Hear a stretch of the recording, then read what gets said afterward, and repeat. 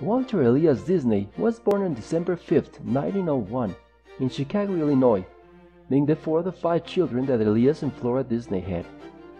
His childhood passed between economic hardship and the severity of his father, a carpenter by profession, which made him grow very close to his mother, who had been a public school teacher, and his brother Roy, 8 years older than him. In 1906, Elias Disney decided to start a new life on a farm near the small town of Marceline, Missouri, where Walt discovered nature and animals. His interest in drawing, which he shared with his younger sister Ruth, was also born at this time. His father demanded so much from his brothers that the 2 elders decided to return to Chicago. The family's precarious situation after their departure worsened in the winter of 1909, when Elias caught typhoid and the illness forced him to sell the farm and move to Kansas City, Missouri, where he found work as a newspaper delivery man, a job in which Roy and Walt helped him. It was then when John Walt began studying for cartoonist through a correspondence school, and later enrolled at the Kansas City Art Institute, where he learned the first notions of drawing techniques. In 1917, Elias Disney moved with his wife and their 2 small children back to Chicago, where he tried his luck setting up a small jam factory. In the spring of 1918, Walt, only 16 years old, forged his birth certificate and enlisted as a soldier in the Red Cross to fight in World War I. He arrived in Europe when there was already peace, but was stationed in France and Germany as an ambulance driver until September 1919. After being licensed, he moved with his brother Roy to Kansas City, where he sought employment as a cartoonist. He found work as an apprentice in an advertising agency, Pesman Rubin Commercial Art Studio, where he met Uwe Iwerks, a young man of the same age and exceptionally gifted for drawing, with whom he made friends. When the 2 lost their jobs, they set up their own company, Iwerks Disney Commercial Artists. The company lasted just a month, as Walt preferred to accept a secure position, although he convinced his new bosses to hire Iwerks. In that job, both learned the still very rudimentary techniques of cinematographic animation. Restless and innovative by nature, Disney borrowed a camera and set up a very modest studio in the garage of his house, where with the help of Iwerks and working at night, they produced their first cartoon film.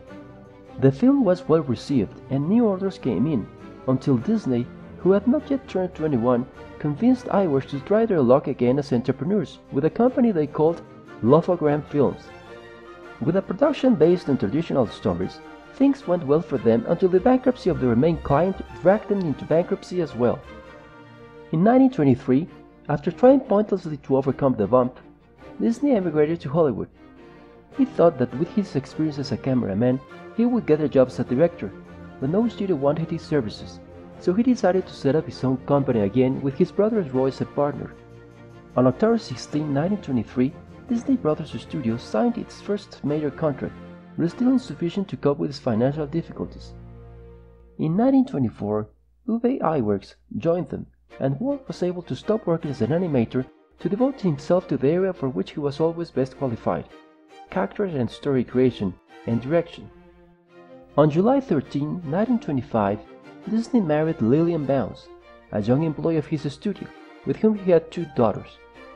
In the spring of 1926, after they had to move because the company was growing, the 2 brothers changed the name of their business to Walt Disney Studio. But it suffered a major setback when its main client took the rights to the rabbit Oswald, a character created by Disney who had starred in several short films. With the determination to eliminate intermediaries in the future, Disney conceived, during a train trip from Hollywood to New York, Mortimer, a little mouse later renamed Mickey at the suggestion of his wife, and shaped by Iwerks.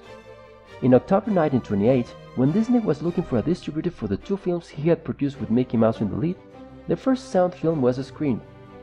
Ahead of other producers who thought that innovation would not last, Walt rushed to incorporate sound into a 3rd Mickey movie, Steamboat Willie. Good imitator of voices and accents, Disney made the little mouse and his girlfriend, Minnie, talk with his own voice to lower costs. The film, which premiered on November 18, 1928 at a New York theater, was a resounding success with audiences and critics.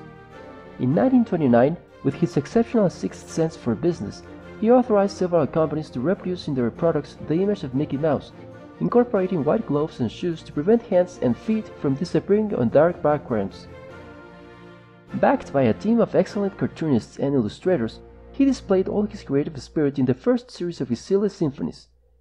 With Mickey Mouse as the flagship of a rising company, Disney believed that he should not rest on his laurels or get bored by making only films of the famous Little Mouse, which in 1932 earned him the first of the Oscars he would receive during his career. A year later, on May 27, 1933, he premiered the Silly Symphony No. 36, which was to have an unexpected success, The Three Little Pigs. Without pretending it, its famous song, Who's Afraid of the Big Bad Wolf, became a song of hope for millions of Americans trying not to be devoured in real life by the Great Depression. In 1934, when his studio had 187 people, Donald Duck was born, a short-tempered and malicious character who came to join the dogs Pluto and Goofy. Having already made a name for himself in the Hollywood industry, Walt Disney undertook a risky and unprecedented initiative to produce the first animated feature film in the history of cinema. Snow White and the Seven Dwarves demonstrated not only that Disney and his team were virtuosos in animation, but that cartoons could be a film genre. The film raised almost $8 million, a record for that time, and a reward for Disney's effort, who had to mortgage his house to finish it, as the initial budget of $500,000 had ended up tripling. The decade of the 40s was a period of great activity in the Disney Company, characterized as much by the consolidation of the style initiated with Snow White and the Seven Dwarfs, as by the contradiction that Walt felt between his artistic tendency to the innovation and the risk, and the necessity to take care of a market not open to novelties and experiments.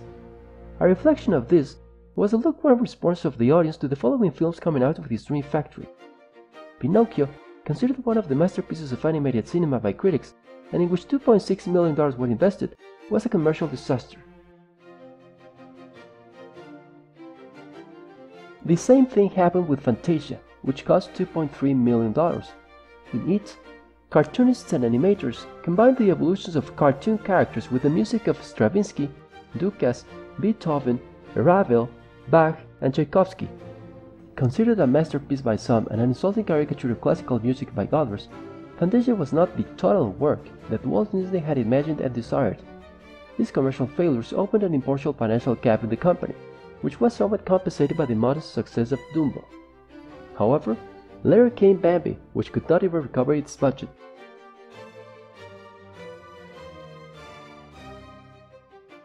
In 1940, Disney moved the company to a new studio in Burbank, California, abandoning the old plant it had occupied in the early years of growth. Unfortunately, a strike by the animators in 1941, which lasted almost a year, caused a major setback to the company, and although things were fixed, many of its best animators ended up resigning in 1943, and many years would pass before the company returned to producing animated films that lived up to its classics of the early 1940s.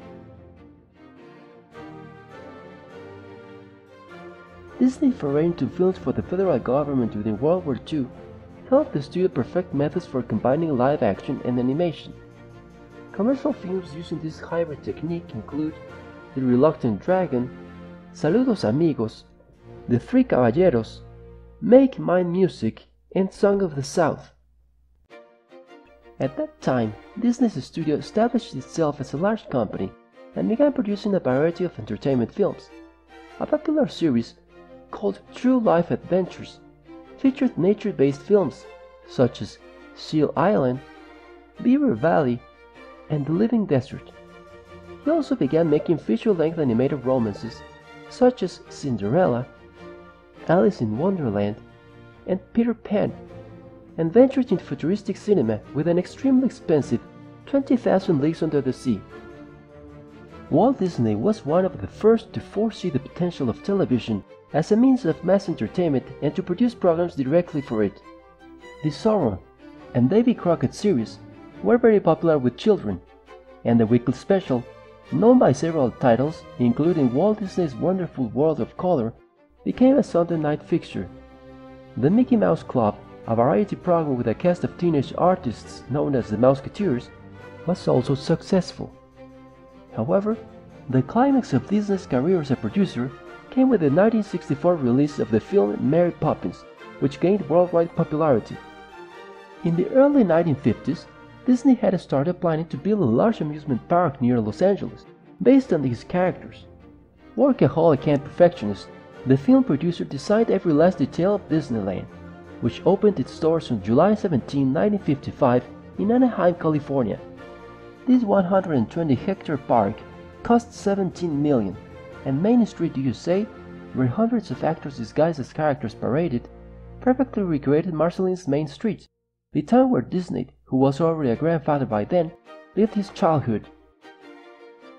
Multimillionaire and winner of 25 Oscars, in the 1960s he had established himself as one of the best-known and most beloved characters in the world. But his health was failing, and his entire empire entered a struggle for succession. A heavy smoker and alcohol aficionado, he died on December 15, 1966, in Los Angeles, California, victim of lung cancer, after having supervised the sketches of Disney World, a Disneyland-style theme park but more focused on adults, which opened its doors in 1971 in Orlando, Florida. Walt Disney was undoubtedly one of the most influential people of the last century. The company he built is today one of the 50 largest in the world, and his brand is the 8th most valuable in the planet. There will be those who love him and those who hate him, but no one can deny the magnitude of his achievements, especially considering the difficulties he went through to accomplish them, the risks he took, and the determination he had. If you liked this video, please share it with your family and friends, and subscribe to our channel so we can do more like this one. Thank you very much.